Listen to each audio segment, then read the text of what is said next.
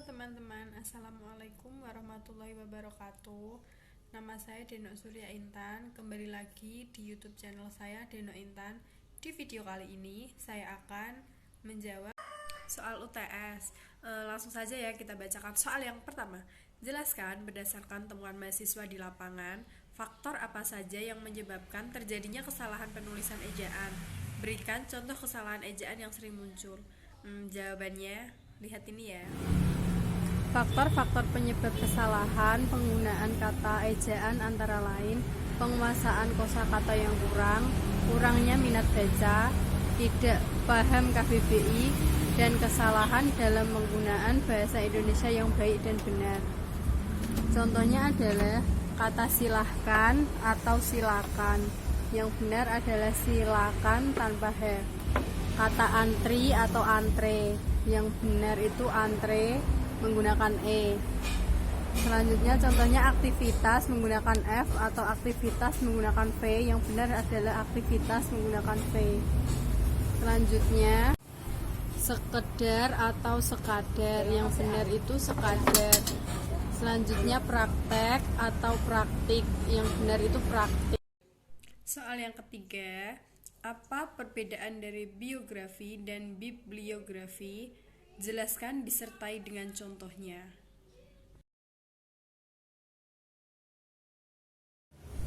Ini jawaban yang ketiga, perbedaan biografi dan bibliografi. Biografi adalah biografi secara khusus membahas satu orang tokoh, cakupan materinya lebih luas. Contohnya, Cristiano Ronaldo atau akrab sapa Ronaldo merupakan pemain sepak bola terkenal asal negara Portugal. Ronaldo dilahirkan di Madeira 5 Februari. Sedangkan pengertian bibliografi merupakan alat penelusuran biografi seperti katalog. Bibliograf hanya menunjukkan biografi secara garis besar. Bisa dilihat itu contohnya.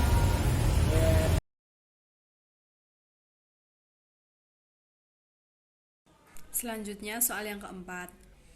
Apa perbedaan makna antara kata pukul dan jam? Jika dilihat dari penggunaan untuk menunjukkan kata pergantian waktu, jelaskan disertai dengan contohnya. Ini adalah jawaban nomor 4. Apa perbedaan pukul dan jam? Pukul adalah untuk menunjukkan saat atau waktu di mana peristiwa akan terjadi. Contohnya, rapat kepala sekolah akan dilaksanakan pada pukul 9. Sedangkan yang dimaksud jam adalah untuk menunjukkan masa atau jangka waktu yang sering juga kita sebut sebagai durasi. Misalnya, saya bekerja selama 8 jam sehari. Soal selanjutnya, bahasa berdasarkan hakikatnya merupakan sistem bunyi bermakna. Jelaskan pertanyaan tersebut dan apa kaitannya antara sistem bunyi bermakna dengan penggunaan bahasa. Ini adalah jawaban dari soal nomor 5. Bahasa berdasarkan hakikatnya merupakan sistem bunyi bermakna. Jadi, apa yang dimaksud dengan bahasa itu? Bahasa adalah sistem lambang bunyi yang algoritma yang dipergunakan oleh para anggota kelompok sosial untuk bekerja sama, berkomunikasi, dan mengidentifikasikan diri. Namun, tidak semua bunyi yang dihasilkan alat ucap manusia dapat disebut bahasa. Bentuk batuk, bersin misalnya bukanlah bahasa, hanya bunyi berupa ujaran yang disebut bahasa. Selanjutnya, mengapa sering terjadi kesalahan penulisan tanda koma? Jelaskan disertai 5 contoh kesalahan tersebut. Selanjutnya, kenapa terjadi kesalahan penulisan tanda koma? Tanda koma banyak salah gunakan pada kondisi berikut. Pemisah unsur rincian dalam kalimat. Pada rincian terakhir yang biasanya diikuti kata hubung, sebelumnya tetap diberikan tanda koma. Contoh yang benar, aku hanya membawa buku, tas, dan pensil, titik. Contoh yang salah, aku hanya membawa buku, tas, dan pensil, titik. Pemisah antara anak kalimat yang mendahului induk kalimat. Hal ini tidak berlaku bila induk kalimat yang mendahului anak kalimat. Contoh yang benar, karena diejek oleh teman-temannya, adik tidak mau sekolah lagi. Contoh yang salah, adik tidak mau sekolah lagi, karena diejek oleh teman-temannya. Penggunaan mengikuti kata hubung. Tanda koma terletak sebelum kata hubung yang terletak di tengah kalimat dan setelah kata hubung yang terletak di akhir kalimat. Contoh yang benar, dia sangat pandai bergaul di luar, tetapi sangat diam jika di dalam rumah.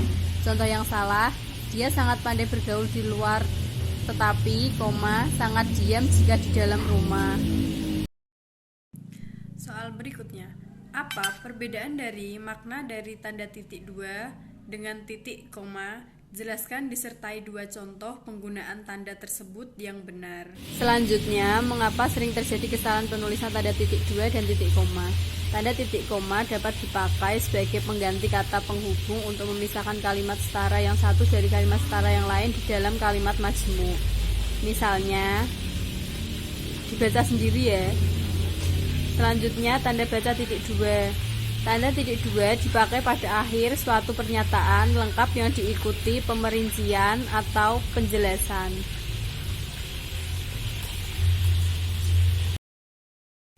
Selanjutnya, jelaskan mengapa sering terjadi kesalahan penulisan huruf miring. Berikan contoh kesalahan tersebut disertai dengan pembenarannya. Selanjutnya, mengapa sering terjadi kesalahan penulisan huruf miring? Kesalahan penulisan bisa saja terjadi disebabkan oleh kemampuan pemahaman atau pembelajaran bahasa. Artinya, seseorang memang belum memahami sistem penulisan yang digunakan. Kesalahan biasanya terjadi secara sistematis.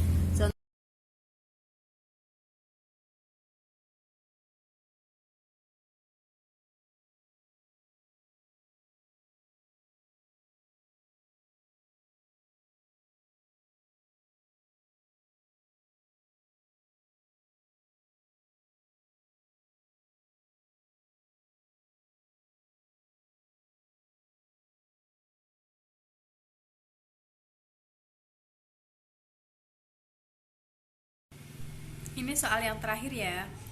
Jelaskan bentuk kesalahan penulisan konsonan dan vokal pada karya tulis ilmiah. Berikan contoh kesalahan tersebut disertai dengan pembenarannya.